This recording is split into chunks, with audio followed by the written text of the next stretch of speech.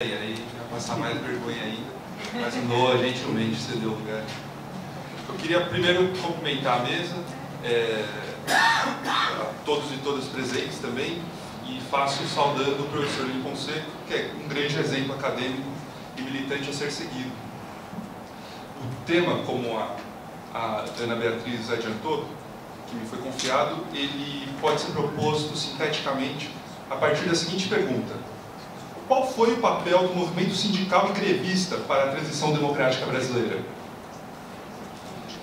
Para responder essa pergunta, é necessário retomar os debates que a gente teve na mesa da manhã, sobretudo as salas do professor Giovanni Alves e da professora Sayonara Coutinho Silva. Ali fica muito claro que tivemos uma política sindical na ditadura de um grande atrelamento entre entidade sindical e o governo ditatorial.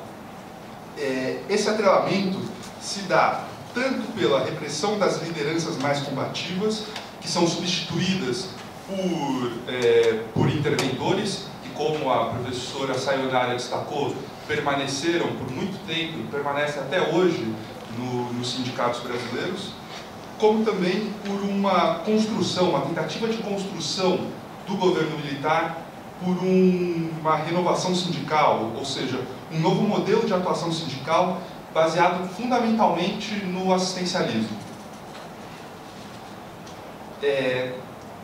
Quando a atuação sindical ela se porta de forma mais ativa, o governo militar não tem nenhuma dúvida em reprimir tais manifestações mais ativas, como foram os casos de 1968 em Contagem e Osasco. Essa política sindical do governo militar, ela é o pressuposto, ela funciona como um pressuposto do que se chamou, e eu vou usar diversas aspas aqui, como milagre econômico, que, do ponto de vista macroeconômico, está baseado na capitalização por meio do endividamento externo, no investimento estatal em infraestrutura e no subsídio estatal às empresas privadas por meio de produção de insumos a baixo custo nas empresas estatais.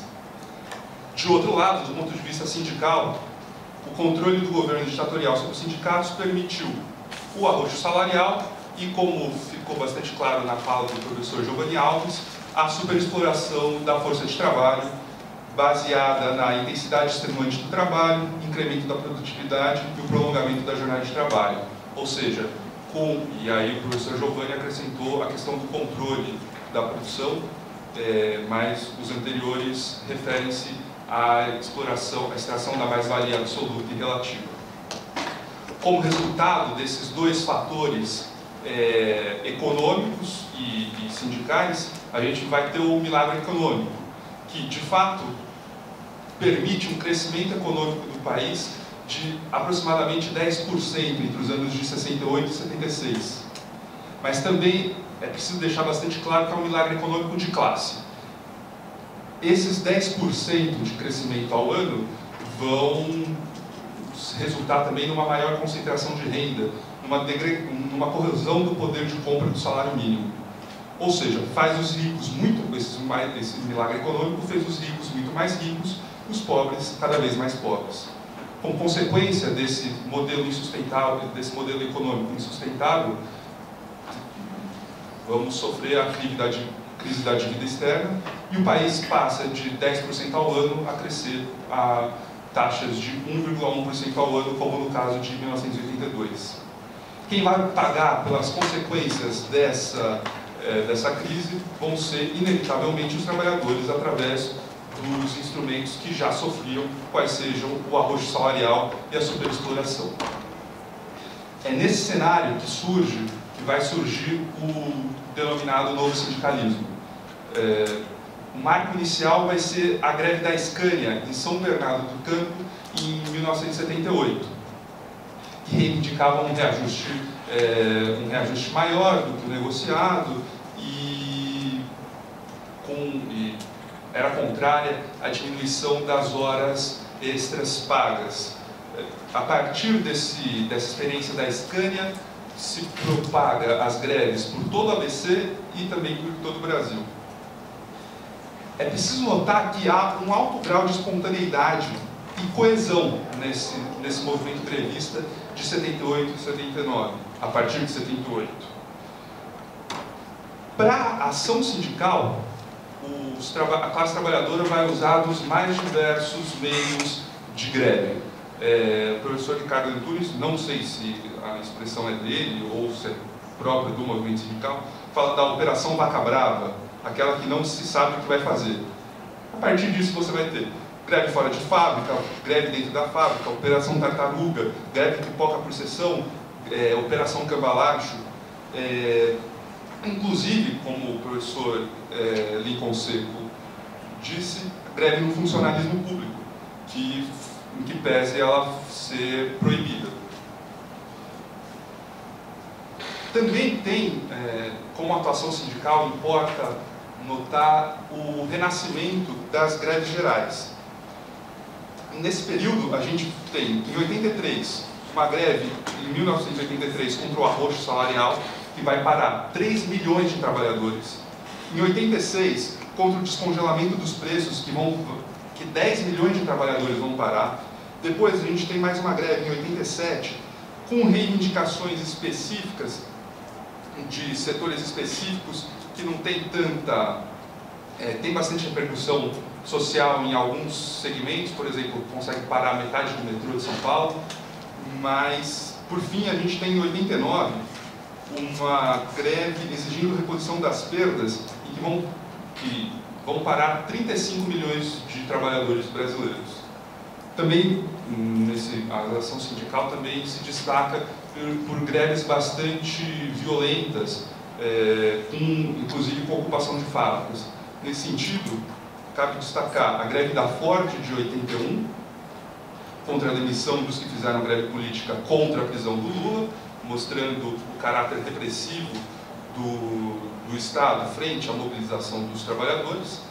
Em 85, uma greve na GM de São José dos Campos, para diminuir a jornada de trabalho de 60 horas semanais para 40.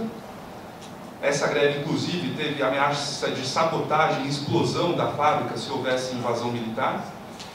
Em 88, a gente tem uma greve na CSN de Volta Redonda, que a greve é sobre cobrança de pagamento das horas extras, e 2.000 militares do estado do Rio de Janeiro são enviados para a fábrica e acaba tendo um massacre onde 3 trabalhadores morrem. Enfim, é um momento de bastante radicalidade da classe trabalhadora. E esse é o ponto que eu destaco. A causa imediata do movimento sindical e grevista, ela é econômica, ou seja, a rebeldia do trabalho frente a um cotidiano marcado pela redução salarial e pela intensidade da superexploração da força de trabalho. Não obstante, uma vez que a desgastada política econômica militar estava calcada no arroxo e na superexploração, as lutas sindicais de caráter primeiramente econômico assumem importante dimensão política. As greves, portanto, transcendem a ação meramente salarial, fazendo sangrar os pilares econômicos do governo militar, o arroxo salarial e a superexploração. Esse caráter inicial espontaneísta do movimento operário vai dando lugar a uma atuação mais organizada da classe trabalhadora. Assim, é sintomático o dado cronológico que aponta as greves do ABC em 78, em seguida a criação do PT em 80, a criação da CUT em 83, as diretas já em 84 e, por fim, a Constituição de 88. A organização dos trabalhadores e dos sindicatos numa central unificada é de grande importância para o avanço do movimento operário. A CUT, criada em 83, ela é o resultado da união entre o novo sindicalismo, típico das greves do ABC, do qual o Lula seria um líder, e as oposições sindicais. A diferença aí é que o novo sindicalismo está mais ligado a mudanças, um processo lento de mudança e transformação por dentro da estrutura sindical, enquanto as oposições sindicais são mais refratárias a ação pela estrutura sindical e propõe a luta pelo organismo de base. Do outro lado, vai surgir após, num período mais próximo daquele que o professor Lincoln Seco estava se referindo, a força sindical e o seu sindicalismo de resultado. Seria, para usar uma figura que o professor fez, uma ideia de se entregar à coerção do Deus mercado. Para concluir, então, tentando responder à pergunta que me coube, que foi qual o papel do movimento sindical e grevista para a transição democrática brasileira, sigo Ricardo Antunes no seu Novo Sindicalismo, apontando a inversão do movimento operário. Atacando diretamente o ponto de apoio econômico do governo militar, a luta sindical esteve à frente dos próprios partidos. No vazio aberto pela limitação dos partidos de esquerda, o sindicato acabou assumindo um papel político relevante que normalmente é atribuído, que é atributo dos partidos políticos.